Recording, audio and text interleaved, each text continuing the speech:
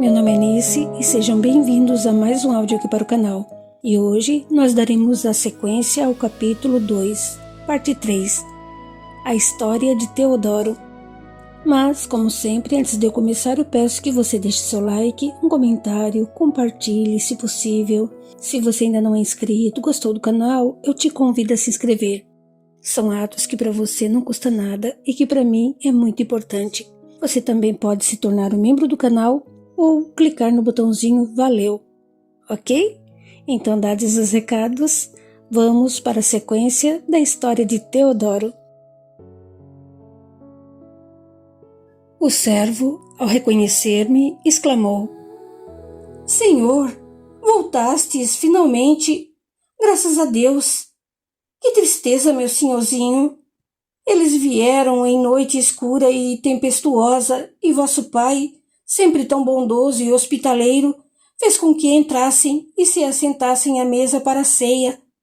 Bem que vossa mãe chamou o amo de lado, alertando-o quanto à aparência dos viajantes, mas ele não se importou, acalmando-a com palavras gentis. Pobre amo, não via maldade em nada. Nós, os criados, estranhamos a cor da tez dos hóspedes, mas calamos. De nossa parte, considerávamos melhor recolhê-los ao celeiro e lá lhes darmos água e comida. Mas quem somos nós para dar opinião na vida do Senhor? Ele até pareceu alegrar-se com os viajantes, coisa que nos agradou, pois nos últimos tempos estava sempre triste pelos cantos, principalmente quando recebia notícias da cruzada. Nunca entendemos o que se passava com ele, até porque as novidades eram sempre a nosso favor e davam o patrãozinho como verdadeiro herói a dizimar infiéis à torto e à direito. Observando que eu o fitava com estranhos olhos, o velho apressou-se em encurtar a narrativa, temeroso da minha ira. Como eu dizia, senhorzinho, sentaram-se todos à mesa. Nunca havia visto gente tão calada e esquisita. Mal tocaram na comida.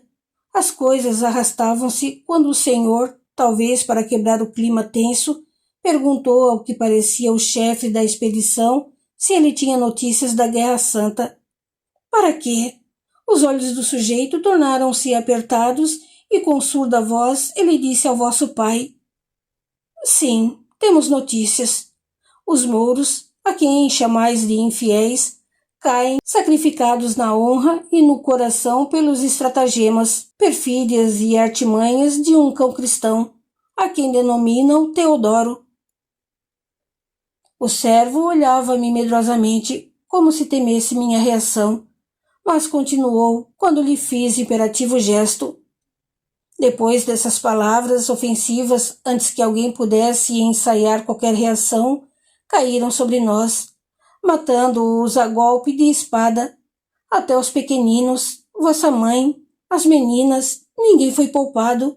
Somente eu fiquei ali em pé, petrificado, esperando minha hora, mas eles não me mataram.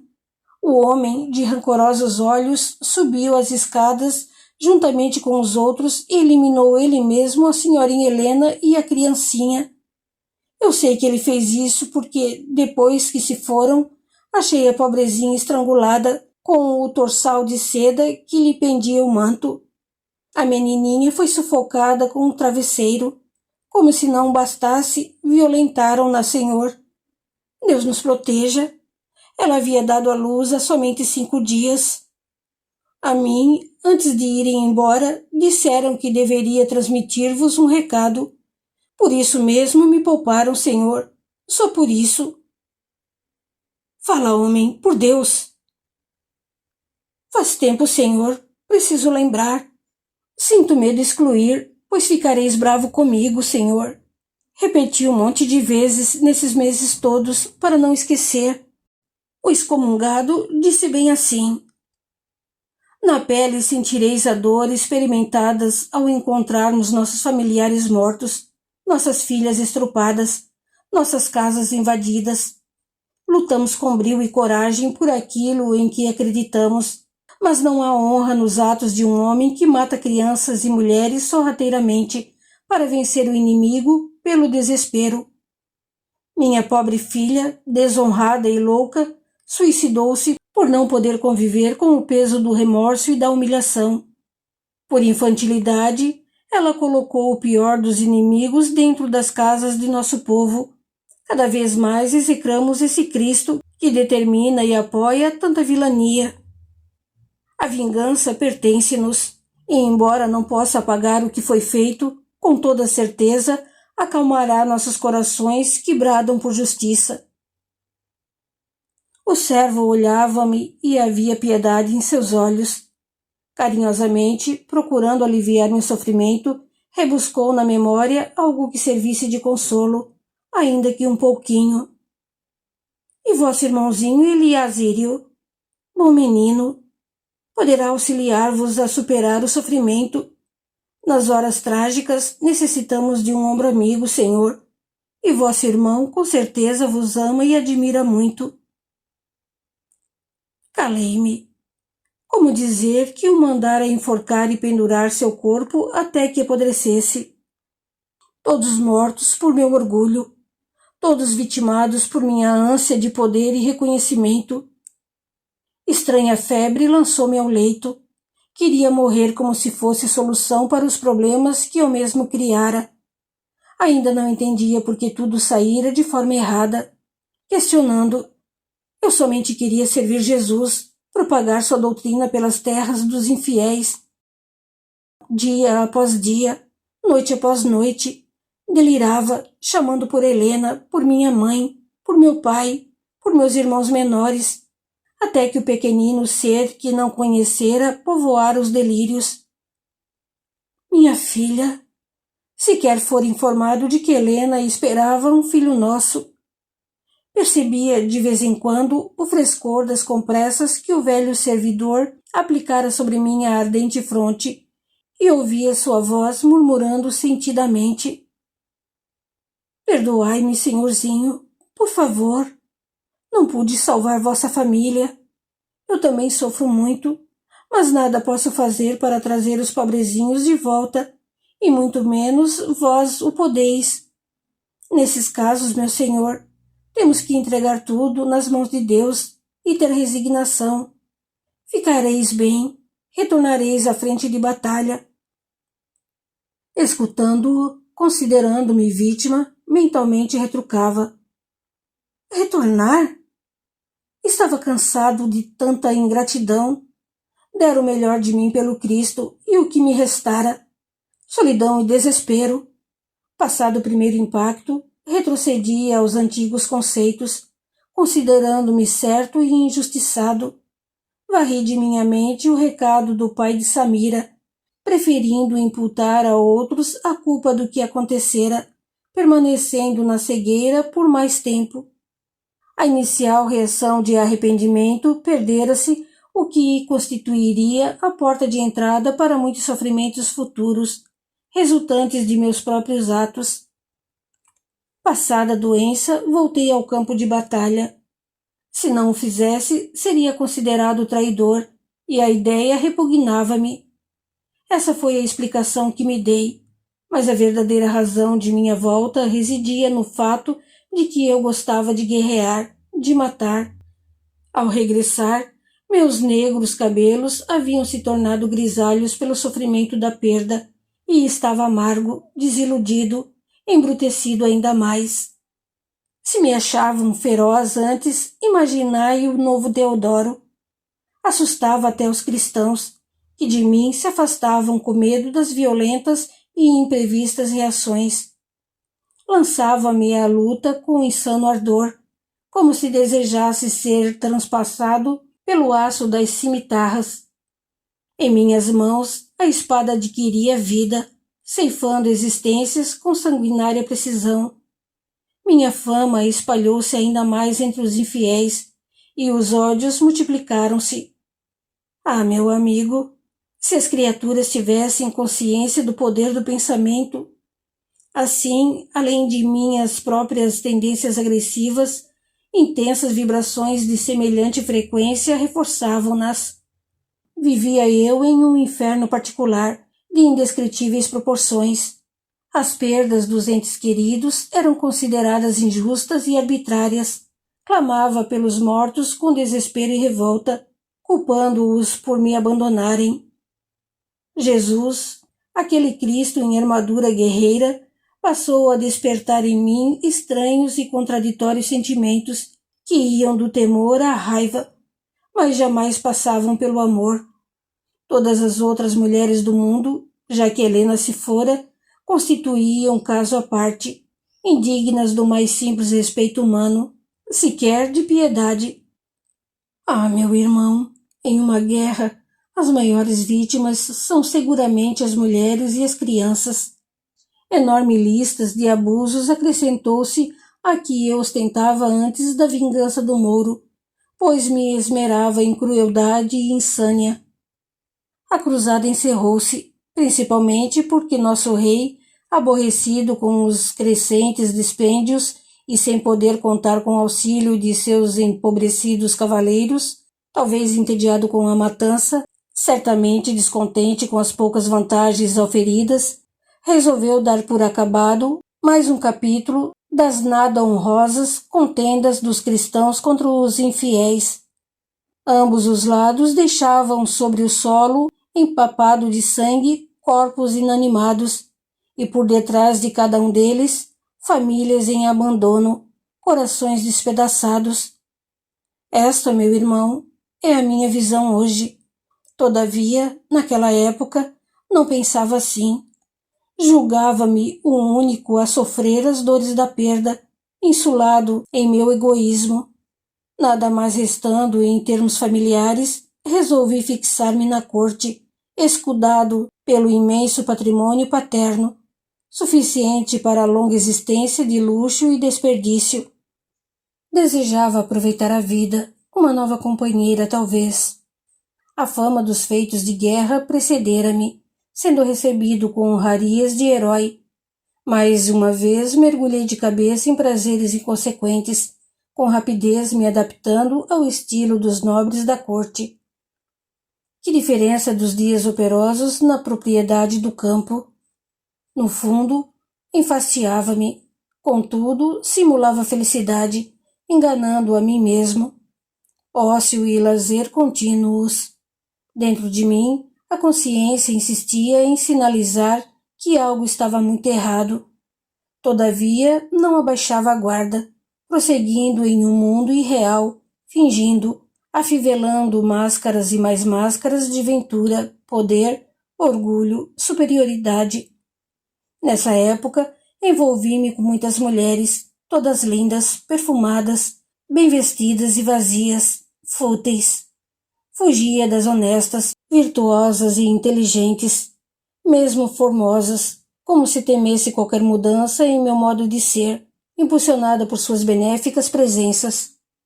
A saudade de Helena atormentava-me. Sonhava em encontrar alguém que guardasse qualquer semelhança com ela. No entanto, fugia disso, com medo de sofrer ainda mais. Os gemidos de amor, as palavras ternas, os carinhos, tudo se apresentava frio, sem a veracidade do que compartilhara com Helena, plágios do amor. Depois, a solidão era sempre maior, muito maior e dolorida. Ansiava pela voz de Helena, pelo toque suave de suas mãos, por sua sabedoria e equilíbrio. As outras mulheres pareciam-me tolas e ignorantes. Minha Helena, não obstante o humilde sangue plebeu que lhe animava as veias, excedia-as em sensibilidade e inteligência, em graça e beleza. Pensando assim, afastava qualquer possibilidade de relacionamento com criaturas afetuosas e sinceras, decretando minha falência amorosa.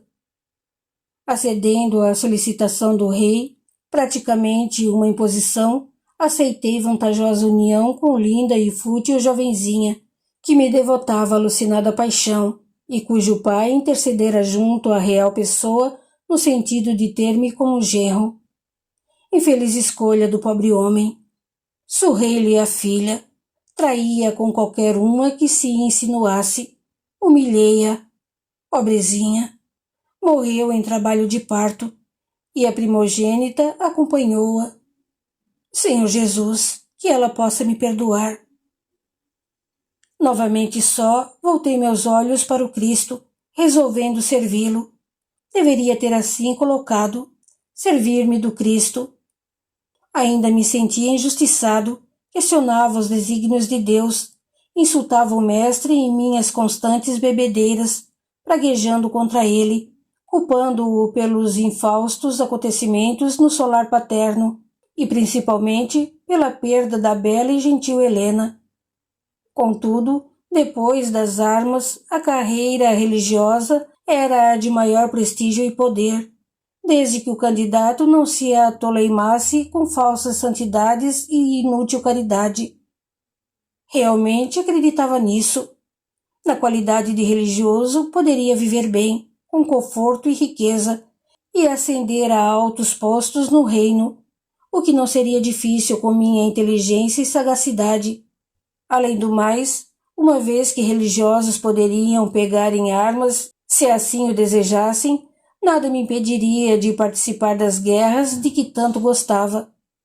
Decidido, doei substancial quinhão do patrimônio familiar à igreja, ingressando em conceituada ordem. Tudo aparência, pois o coração continuava dissociado dos ensinamentos e vivências de Jesus. Definitivamente, ainda não o conhecia. Como padre, excedi-me uma vez mais. Embora me considerasse perfeito, bom, leal a Jesus, neguei o mestre em cada momento do sacerdócio. Então, incluía-se entre minhas atribuições atuar como confessor de algumas ricas e nobres famílias, ouvir segredos, opinar, consolar, aconselhar. Todos são dificílimos deveres de um representante de Deus, exigindo verdadeiro amor fraterno, equilíbrio emocional e uma gama de sentimentos puros, sem falar na imprescindível humildade. Nada disso se alinhava em meu currículo. Assim, destituído de tais virtudes, ouvi mal, aconselhei pior, utilizei segredos de confissão para intrigar e manipular, auferindo proveito próprio. Explorei a boa-fé de meus tutelados em uma sucessão de erros e enganos perpetrados. Os anos foram passando, e cada vez mais fortalecido pela impunidade e excelentes resultados materiais, continuava exercendo sombrio poder. Portava-me com descrição e falsidade, e todos me consideravam um exemplo de probidade e amor. Cometi horrores com a serenidade com que praticaria o bem. Pior, acreditava-me certo. Recordo-me de um triste episódio dentre muitos, exemplo do modo como me comportava. Apesar da vergonha, sinto-me impelido a revelá-lo para que possais aquilatar até onde podemos chegar movidos pelo egoísmo, vaidade e sede de poder. Um dia, jovem e lindíssima senhora, esposa de idoso e rico nobre, solicitou meus préstimos de confessor. Vesti-me cuidadosamente, perfumei-me, afivelei na face a máscara de contrição e adentrei seus aposentos, deparando com a bela mulher a aguardar-me ansiosamente. Há muito notara os lânguidos olhares, os suspiros disfarçados, típicos de alguém apaixonado. Embora houvesse jurado castidade, tais votos nada significavam. Jurara sim, mas quem cobraria o cumprimento da jura? Quem fiscalizaria? Disse-me ela, agarrando minhas mãos. Padre, alegra-me que tenhais vindo, pois sofro demasiado. Sinto-me enlouquecer. Necessito de vossa ajuda. E ela arrastava-me para um pequenino sofá de seda rosa, fazendo-me sentar a seu lado, explicando nervosamente. Imaginai, senhor, o que é ser casada com um velho decrépito, um octogenário que teima em permanecer vivo apesar de minhas orações para que se vá, pois muito já viveu. Seus beijos repugnam-me, seu toque provoca arrepios. Odeio de todo o coração. Ajuntei cautelosamente. Mas, senhora, casastes com ele. Sim, mas somente para salvar minha família da miséria, de uma pobreza indigna, restaurando o patrimônio dilapidado por meu pai falecido. Não é justo ser obrigada a esbanjar a juventude ao lado desse velho nojento. Olhou-me de forma sorrateira, aduzindo: além do mais, apaixonei-me desesperadamente. Calava-se a infeliz, fitando-me com significativos olhares. Simulei espanto, ainda mais quando me enlaçou. Senhora, que fazeis? Amo-vos. Morrereis se não for vossa. Preciso de ajuda para eliminar o traste a quem chamam de meu esposo. Uma semana depois, o velho conde desencarnava em meio a muitas dores, deixando-o rica e linda viúva. Fomos amantes por muito tempo, até que finalmente a substituí por outra, enfadado de seus carinhos e ciúmes. Cansara-me dela, como de tantas que haviam passado após Helena. A existência continuaria a desenrolar-se naquele turbilhão de iniquidades se um fato não viesse abalar minhas pretensamente seguras estruturas, praticamente me empurrando rumo às mudanças. Encantadora jovem, quase adolescente, de rara formosura e inteligência, começara a frequentar o seleto grupo que cercava o rei. Oriunda de nobre família, a todos fascinava, e como não poderia deixar de ser, nosso soberano sobre ela deitou seus cobiçosos olhos, desejando anexá-la à extensa lista de amantes reais. Inusitadamente alheio a tal propósito, também me interessei pela moça, passando a cortejá-la cautelosamente, como convinha à reputação de sacerdote zeloso e íntegro. Ela permanecia inacessível a minhas discretas investidas, manifestando indiferença e até certo asco quando me aproximava. Enfureci-me, pois não aceitava a rejeição. Tratei de tornar-me íntimo, conquistando a confiança dos pais, enquanto astutamente manipulava, conseguindo a transferência do sacerdote que assistia espiritualmente a família há anos para distante convento. Então, tudo se tornou fácil e passei a atender os familiares de minha recente paixão, inclusive e principalmente na qualidade de confessor. Após algumas sessões de confissão nos aposentos da quase menina, compreendendo que nada conseguiria por bem, agarrei-a, lançando-a sobre o leito, acreditando que, consumado o ato, ela calaria, acedendo ao assédio. Para meu constrangimento e ira, seus gritos movimentaram toda a casa, trazendo familiares e servos indignados com minha conduta. O caso foi levado imediatamente ao rei.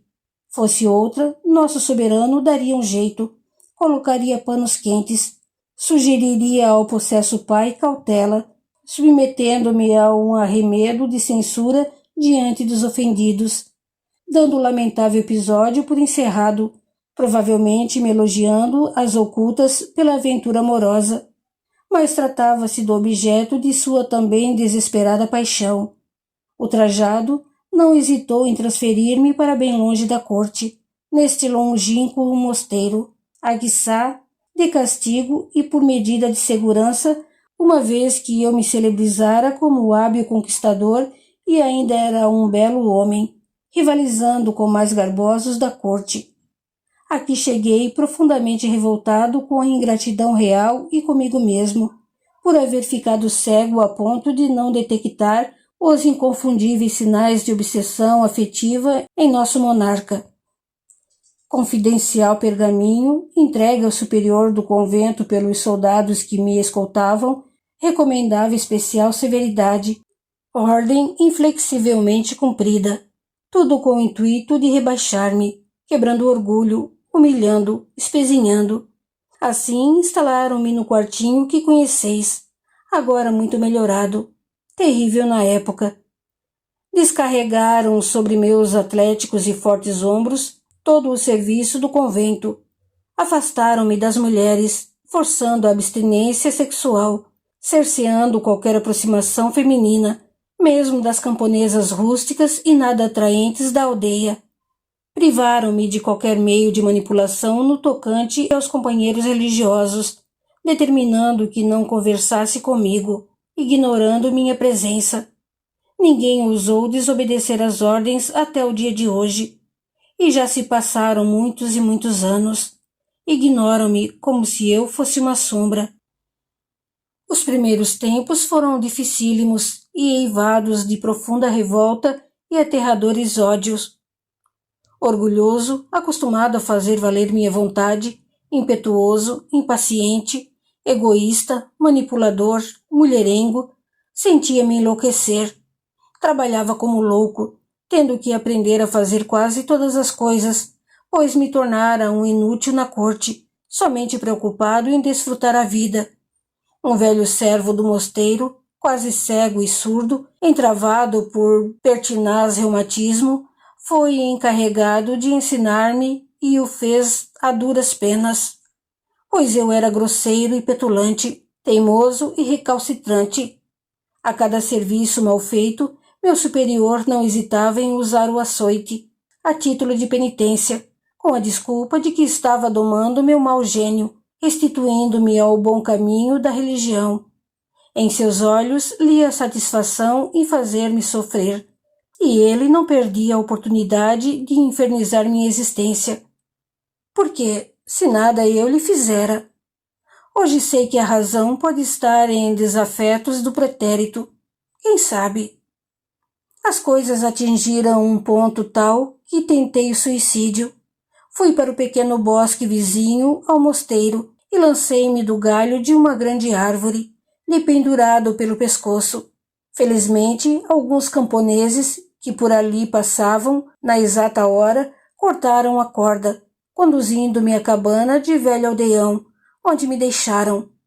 Ali, em meio à mata, o silêncio cortado somente pelo canto dos pássaros, finalmente conheci Jesus. Este homem, em cujos olhos lia a mesma paz e a mesma humildade de minha Helena, um camponês inculto do ponto de vista dos estudados, revelou coisas que me abriram os olhos para a realidade do espírito imortal. Então, o sofrimento havia me preparado para finalmente abaixar a cerviz. No começo, suspeitei-o louco, mas com o decorrer dos dias, conforme ele relatava fatos que ninguém conhecia a não ser eu, comecei a interessar-me por suas calmas e despretensiosas conversas, aguardando ansiosamente que retornasse a noitinha após a lida no campo. Certa noite, depois de frugal ceia, ele tomou assento em frente a mim, convidando-me à prece. Nela, meu anfitrião dirigia-se a um Jesus amoroso e compassivo, amigo e fraterno, bem diferente daquele que eu julgava conhecer. Para meu susto, mergulhou em estranho transe, e instantes depois, por suas cordas vocais, Helena, a minha doce Helena, manifestava-se, assim falando. Teodoro, meu amor, quão difícil foi chegar a ti. Desde que deixei o orbe terrestre, tenho tentado comunicar-me contigo, alertar-te, evitando maiores sofrimentos para ti e para outros contigo ligados. Tu, porém, não me ouvias, surdo aos meus amorosos apelos, cercado de criaturas em idênticas vibrações deletérias, impedindo qualquer auxílio do mundo espiritual. Agora, abatido sobre um leito, ao lado de alguém com elevadas aspirações e propósitos, finalmente consigo realizar meu intento. Vai até o espelho e contempla tua imagem, meu querido. Os sinais do tempo marcaram teu corpo, vincando-te o ainda belo rosto. Teus cabelos estão completamente grisalhos e começas a adentrar a maturidade. No entanto, qual inconsequente menino persiste nas infantis ilusões, ignorando principalmente a verdadeira face do Cristo. Outros também não o conhecem, mas não se dispuseram a servi-lo. Tu, não obstante os abusos, achaste de tal forma ungidos ao mestre da Galileia por inquebrantável laços, que sempre retornas a ele, ainda que de forma totalmente errônea e prejudicial a ti mesmo e aos que o cercam, crendo poder receber a orientação iluminada pelos conceitos cristãos. Rodeias, foges, negocias, mas acabas sempre atuando em nome dele. Todos os teus caminhos levam a ele. Hoje te dizes um religioso e envergas a sotaína como tal. Todavia, comporta-te pior do que os ateus. Mataste e fizeste matar. Lançaste lama sobre inocentes. Aconselhastes desastrosamente. Manipulaste. Estás renegando o Cristo a cada minuto. Jamais procurastes entendê-lo. Sequer tentas buscá-los nos evangelhos. Teodoro, adentra a biblioteca do mosteiro. Debruça-te sobre os evangelhos do Mestre. Lê atentamente, com o coração em Jesus e longe do mundo, e acharás. Busca, meu amor. O rústico camponês continuava a falar, transmitindo os pensamentos de Helena. Lembras-te da guerra? Quanta crueldade em teus atos e ideias!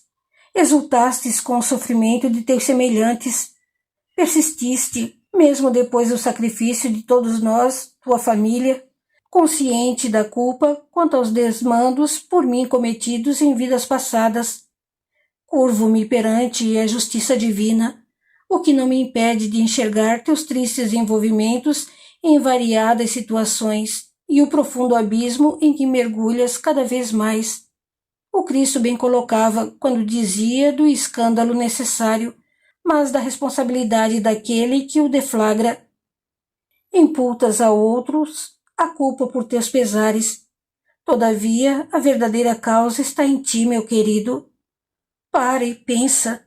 Aproveita a humildade e a paz do momento para reflexionar e retificar teus conceitos, tuas crenças. Olha à tua volta.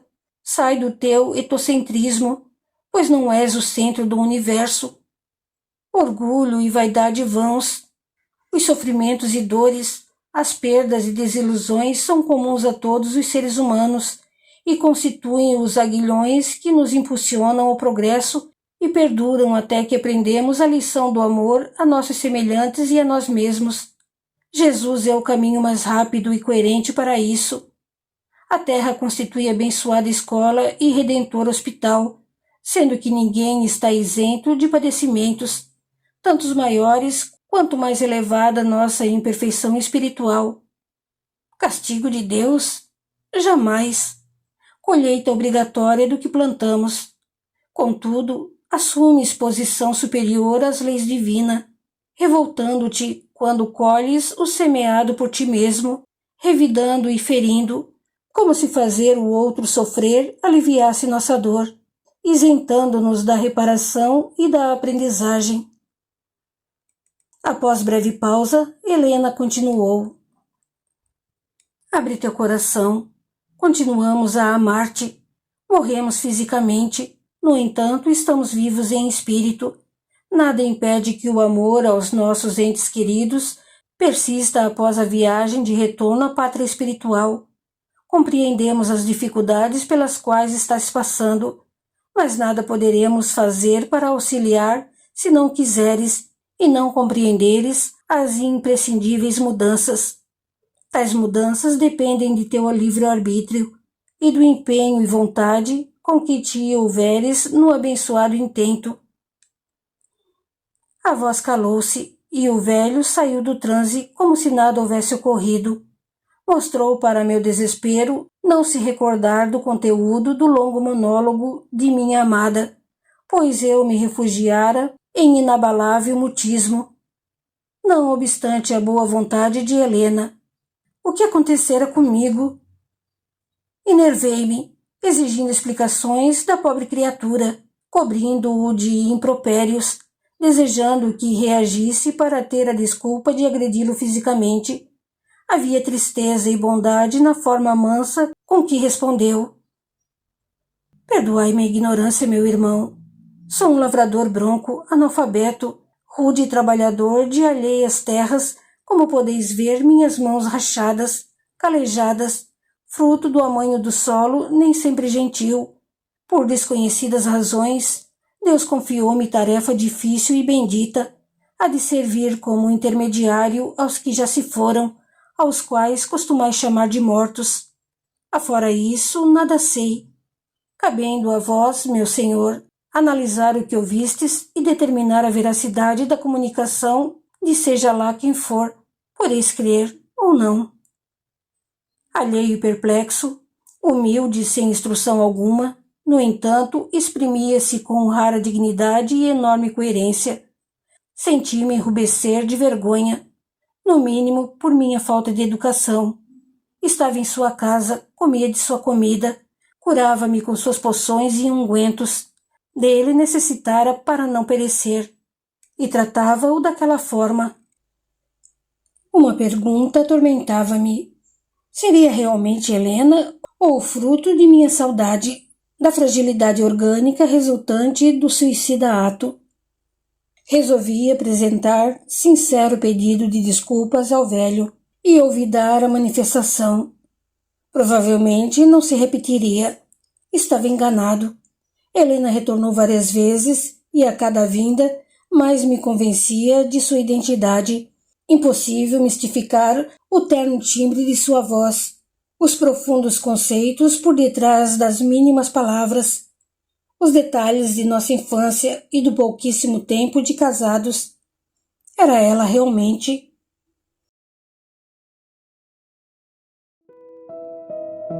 No próximo áudio, terminaremos o capítulo 2, com a conclusão da história de Teodoro.